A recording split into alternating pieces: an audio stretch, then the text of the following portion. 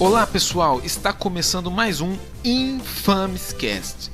Este é mais um canal para você que quer aprender sempre mais. Hoje estaremos batendo um papo com o Warley Kaiser, músico, compositor, produtor e proprietário do estúdio Audiofania. Eu me chamo Warley Kaiser, sou natural de Belo Horizonte, sou filho de maestro. Iniciei estudando música em casa com meu pai, piano, quando eu tinha 7 anos de idade. Depois eu me mudei para o estado do Espírito Santo e comecei a fazer piano popular no Rio com Dário Galante. Também tive aulas com Antônio Adolfo, Débora Levi, na cidade do Rio de Janeiro. Eu tenho hoje 45 anos de idade e sou pianista de formação, pianista popular. Sou compositor, sou licenciado em música pela Universidade Sul Minas. E também toco violão, um pouquinho de contrabaixo, e escrevo também para arranjo de orquestra e coral. Também dou aula de harmonia e de piano popular. Warley, há quanto tempo você trabalha nesta área? Bom, a área de estúdio eu comecei como tendo o meu estúdio eu tinha 23 anos de idade. Aí pode fazer as contas, já são mais de 20 anos, né, militando nessa área aí. Eu comecei a conviver com o estúdio fazendo gravação, né? Então, uma compositora conhecida do meio gospel, principalmente dos adventistas, o nome dela é Jane Light, que hoje ela mora nos Estados Unidos. Ela foi a primeira pessoa que me fez contato com o estúdio, pediu que eu colocasse piano para ela num disco inteiro. Eu fui para o estúdio, fiquei encantado com aquele mundo, com aquele escuro, com aquela... Pra quem é rato de estúdio, até um pouco do que cheiro de mofo parece que faz parte, né? E, enfim, você fica apaixonado por aquilo, aquela loucura de não ver o dia nem a noite, virar ali fazendo som. Então eu comecei indo fazer gravações até que eu então resolvi montar o meu próprio estúdio. Pegando esse gancho, você poderia resumir em algumas palavras o que é um home studio? Então, um home studio é uma coisa razoavelmente nova, né? O home, ele fugiu um pouco da sua terminologia básica, né? O home hoje não necessariamente é um estúdio em casa, embora muitas pessoas tenham home studios, ou seja, tem estúdios em casa, né? Mas muitas pessoas já montam estúdios que sejam do tamanho de um home studio, mas têm finalidade profissional. Foi o meu caso. Eu realmente comecei com um home studio, montando um estúdio dentro da minha casa, e depois eu comecei a trabalhar profissionalmente, viver disso, tirar o estúdio de dentro de casa e fazer com que o home studio fosse um estúdio de tamanho maior, né? Um estúdio profissional. Mas apesar do nome sugerir, né, estúdio em casa, né, home studio, estúdio caseiro, o termo home studio também é muito empregado para estúdios de porte menor, mesmo que eles não funcionem dentro da casa de alguém, mesmo que eles sejam um estúdio comercial, uma sala comercial. Se eles não tiverem um porte tal, eles são chamados de home studio. Quanto aos equipamentos, quais eu preciso ter para começar a trabalhar nessa área? Então, ter um estúdio é como você pensar em comprar um carro. Você pode ter um carro de R$3.000, pode ter um carro de R$1 milhão. Então, a disparidade é muito grande. E isso é nivelado pelo seu apetite financeiro, quanto você pode investir, e também pela sua loucura pela qualidade, né? Nesse ramo, milhares de dólares você gasta para ter 2% a mais de qualidade. Então, com muito dinheiro para você galgar 2% de qualidade, e em estúdio 2% de qualidade é um oásis, é um paraíso. Quando você consegue uma melhoria de qualidade, pelo simples fato de ter trocado uma conexão de um cabo, né, um plug com mais qualidade, você já comemora. Se você tiver uma rede devidamente aterrada, rede elétrica devidamente aterrada, você já comemora. Mais estúdios mais simples, é possível começar com um computador. É um computador com uma condição mínima, né, com um setup mínimo para poder rodar um workstation, que é um programa multicanal, que pode ter uma interface de áudio externa ou não, mas dá para começar sem o próprio computador, usando a interface do computador, já é possível, né? E um microfone dos mais simples, é possível comprar um microfone com menos de R$1.000, um microfone para botar voz. De preferência um teclado, um piano controlador, um controller MIDI, que já faz o estúdio funcionar e gravando muita coisa aí. Daí para frente, manda o seu gosto pela qualidade e o que você for fechando, você vai aumentando o estúdio. Quais as etapas necessárias para uma gravação de qualidade? Bom, é uma pergunta bastante difícil de responder porque qualidade é bastante discutível, né? Mas vamos botar uma qualidade razoável aí, né? Primeira etapa é o investimento intelectual, né? Você ter uma pessoa, ou mais de uma pessoa, em condições de operar um estúdio. Então, a primeira grande aquisição, o primeiro grande bem é a mente. Mente e um belo par de ouvido. Isso se consegue com estudo e com muita prática. Logo, você pode ter estúdios maravilhosos, mas são mal operados e portanto, os resultados não são interessantes porque a pessoa que está comandando ali, operando, não tem habilidade ou não tem formação ou formação técnica e não tem experiência. O ouvido ele é afinado com anos, né? Você não consegue afinar o ouvido para perceber nuances de frequências assim da noite para o dia, apenas fazendo uma explicação. Isso não é uma coisa que você aprende em faculdade. Você realmente precisa praticar muito. Bem, então essa primeira etapa eu diria o investimento.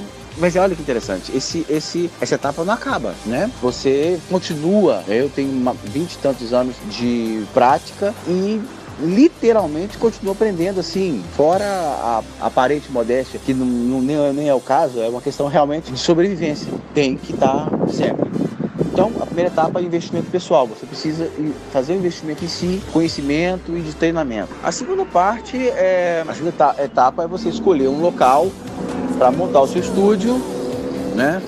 Um local que você tenha tranquilidade, que você consiga um bom acesso à internet. Hoje em dia é muito importante, os estúdios precisam de internet o tempo todo. Você precisa de um local com uma rede elétrica de qualidade. Ainda há, nós estamos no Brasil, né? Ainda há lugares com redes muito estáveis, né? Então geralmente a gente tem um cuidado de não pegar final de rua, residências ou imóveis em fim de rua, que geralmente ou que estão muito longe dos transformadores e que vão produzir energias muito oscilantes, né? Depois disso, você faz um bom trabalho de energia elétrica, tomadas de qualidade, aterramento físico. Depois você vai buscar um bom computador, né? Vai escolher o seu DAW, que é o seu software de trabalho, né? Os seus equipamentos, vai escolher um por um. Isso vai vir diretamente, vai ser uma relação direta com o seu bolso, porque os equipamentos variam absurdamente de preço, né? A partir disso, então você tem um bom local, tem uma pessoa treinada, tem os equipamentos, vamos colocar razoáveis para poder trabalhar. Você tem que tomar cuidado com a coleta de áudio, é uma outra etapa, né? Como você vai coletar esse áudio, nível de ganho, né? Saturação, toda essa questão, posicionamento de microfones é mais uma etapa.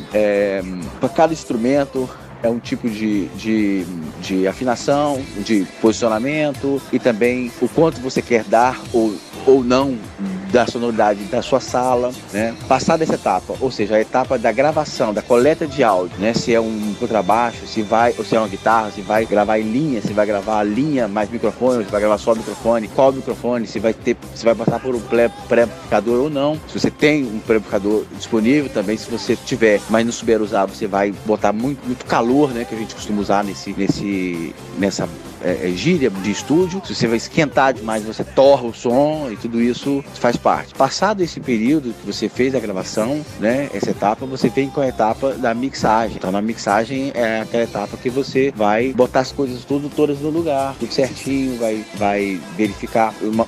A partir do princípio que você captou muito bem todas as coisas, você vai fazer a mixagem preocupando com a sensação panorâmica, com distribuição de efeitos, reverb, delay, equalização, a partir sempre do princípio que a equalização é apenas para corrigir, não é para dar melhoria.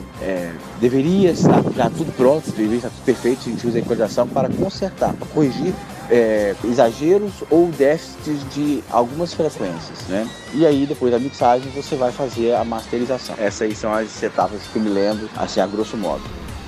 Preciso fazer um curso específico ou posso aprender sozinho? Bem, essa pergunta é a mesma que você pode fazer em qualquer curso de música. Você fez um curso de violão, por exemplo, na faculdade e pode perguntar, um bacharelado, posso fazer sozinho ou eu preciso estudar? Essa pergunta é a mesma, pode ser aplicada da mesma forma. É possível aprender a tocar violão sozinho, é possível executar peças até mais complexas, sem nunca ter tido um professor, dependendo da habilidade da pessoa, dependendo do seu poder de copiar, de ver algo e copiar. Tem pessoas que têm muita habilidade, mas a falta de ensino técnico torna o caminho muito mais longo, muito mais tortuoso, né? As pessoas vão até conseguir chegar, mas elas vão ser limitadas pelo tempo, porque elas vão ter que quebrar a cabeça sem o conhecimento técnico que pessoas já quebraram antes, e com isso, elas, quando você estuda, você tem acesso a pessoas que passaram por aquilo e elas te ensinam uma fórmula que faça você pular etapas, né? Não necessariamente pular etapas, mas você chegar a um ponto sem fazer curvas, direto ao ponto. Então, estudar é muito importante. Há cursos de áudio e produção musical, para isso eles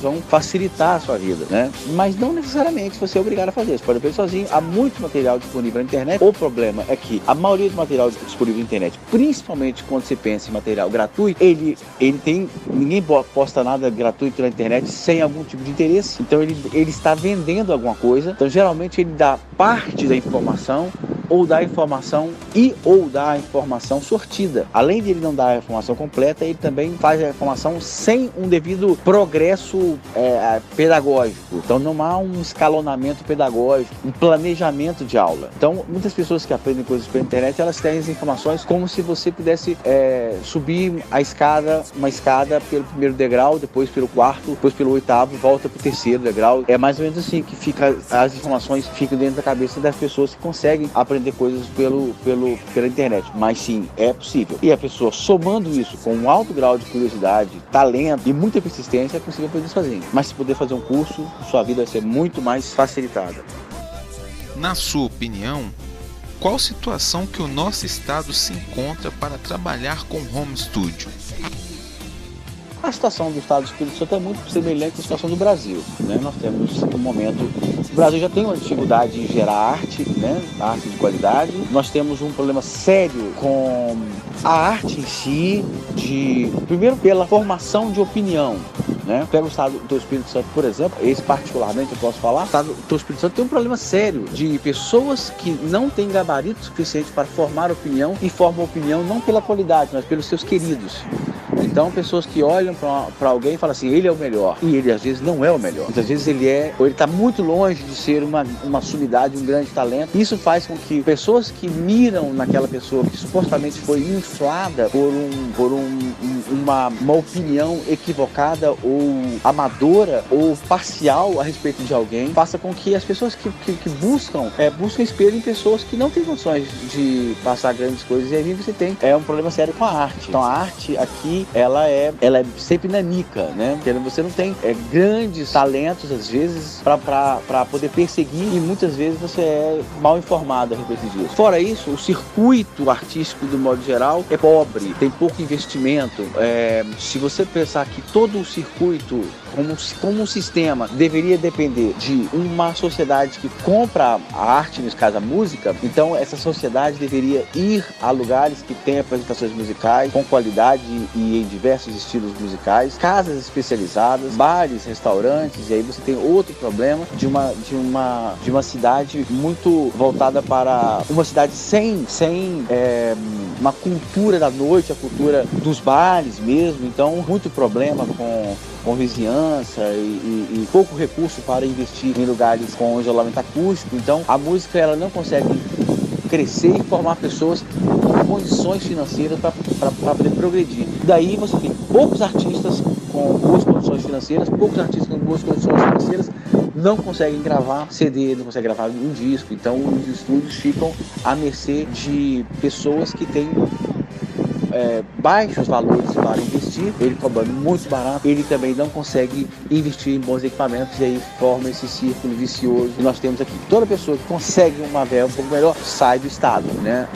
Ou um ou outro consegue gravar com mais qualidade aqui, mas há bons estúdios, né? Há bons estúdios, poderia ser bem melhor se o estado tivesse um circuito cultural, musical mais avançado. Aí você pode pensar o seguinte, há muita gente aqui no estado, sim, há muita gente, mas há pouca verba. Há muita muita gente, mas há pouco dinheiro rodando, por essas questões que eu falei, todas aí. O Estado, ele é nanico com relação à música, tem muito pouca opção, e aí você não consegue fazer. Então, há muitos estúdios pequenos, muito pequenos, cobrando muito barato, e os estúdios de médio porte não conseguem resistir, porque eles têm investimentos maiores, mas as pessoas, elas optam pelos estúdios mais baratos, com valores mais baixos, e esses estão em grande quantidade. Você já enfrentou dificuldades para divulgar o seu trabalho? Em todo ramo você encontra dificuldades para divulgar o trabalho, porque você esbarra com a concorrência, que está sempre querendo te segurar, que isso é normal, faz parte da vida, você que tem que vencer a concorrência. Então você não vai ter facilidade para poder mostrar o que o outro quer que realmente que você não mostre, que ninguém veja. Isso não é necessariamente um problema, mas há outros fatores que dificultam, e é justamente essa pergunta tem a ver com a pergunta anterior. A falta de investimento, e isso é bem complicado, porque não basta só o investimento no Estado, um investimento em verba financeira real, mas é preciso também um investimento na própria cultura, na cultura de ouvir música, na cultura de curtir música ao vivo, na cultura de gerar bons músicos, bons cantores, bons trabalhos que justifiquem o capixaba comprar um trabalho de alguém, baixar um trabalho de alguém daqui, e com isso fazer com que esses trabalhos eles comecem a ganhar força, né, tanto de qualidade quanto financeira, quanto gerar receita, né? E com isso, sem receita, você não consegue mostrar o seu trabalho. Não há assim grandes condições, não há uma feira como há em São Paulo, a Feira da Música, e aqui você não tem, e você acaba não conseguindo entrar. Há uma outra pessoa que tem algum contato com pessoas da esfera política, e aí eles conseguem, né? Aí fica na mão de um ou dois. Quais dicas você poderia nos dar para que o nosso trabalho possa alcançar um público estável? Também é uma pergunta muito difícil. Essa pergunta, muitos grupos buscam anos para uma resposta dessa, e não é uma resposta que se tem da noite para o dia. Muito importante é você ter um segmento, né? Você conseguir se especializar para um tipo de segmento. Isso é muito importante. Dentro do assunto estúdio, ele é uma casa comercial, né? Então ela atende a todo mundo, né? Como uma loja. Mas mesmo os estabelecimentos comerciais, eles acabam se segmentando pelo tipo de produto que eles oferecem. Então, se o seu produto ele pode alcançar um grupo da classe X, né, seja ela A, seja ela B, seja ela C, então especialize-se para que você faça o melhor dentro daquela classe. Você não vai ter muita facilidade de atender a todas as classes, porque você vai esbarrar sempre do problema. Se você quer alcançar um público mais classe A, todo mundo fala classe A, financeiramente falando, você tem que ter uma estrutura classe A. Uma estrutura classe A requer verba financeira alta. E verba financeira alta significa que você vai ter que aumentar o valor do seu custo, e, portanto, o cliente classe C, classe D não vai conseguir pagar. Se você chegar e você quiser baixar seus custos para atender a classe C, a classe D, você vai ter que diminuir também as suas despesas, e aí você começa a oferecer menos qualidade e o público da classe A foge, né?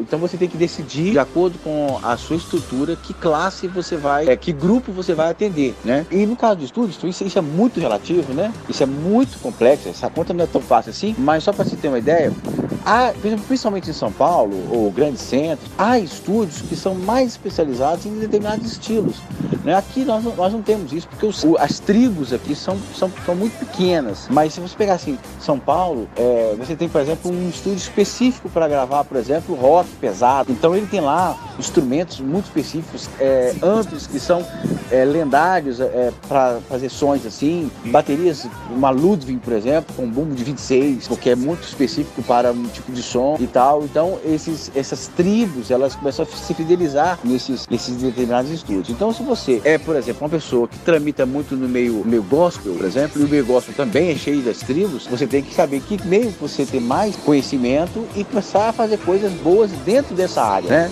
Então não dá pra você atirar para todos os lados, que você não vai conseguir. Então aqui no Espírito Santo mais ou menos tem pessoas que trabalham muito no segmento pop rock, né, gospel, atendem também a música secular do modo geral, mas assim, eles são bem mais específicos para o pop rock, gospel, som mais worship, tal, a gente chama. A gente que trabalha muito especificamente com a música publicitária, né, que tem estúdios que trabalham basicamente fazendo jingles, comerciais para TV e tal, ou seja, eles vão se segmentando e tem gente que tem aqui não vai ter, mas tem lugares que tem estúdios mais específicos para se gravar jazz, tem lugares que tem salas muito grandes, já prevendo gravar orquestras com o pé direito alto e tal. Enfim, não é tão fácil assim segmentar, mas é possível. É isso aí. Espero que tenham gostado e aproveitado a nossa entrevista até o final. Obrigado.